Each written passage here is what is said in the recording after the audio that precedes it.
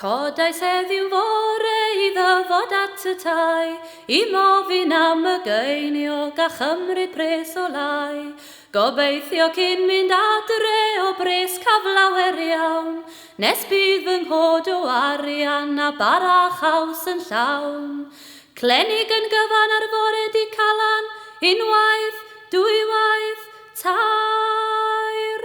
Toc o far y barlus a gaing o'r cosyn coch, os hyn a gaf I gennych yn hir yn byw y boch, ac os yr owch galennig heblaw yr aing a'r toc, y pen a beth a garwn yw ceiniog yn fy mhoc.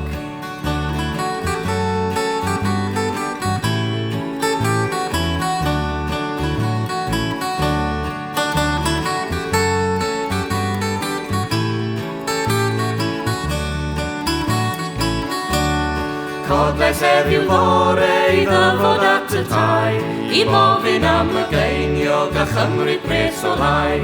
Gobeithio cyn mynd adre o bres caflawer iawn, nes bydd fy nghod o arian a barach haws yn llawn.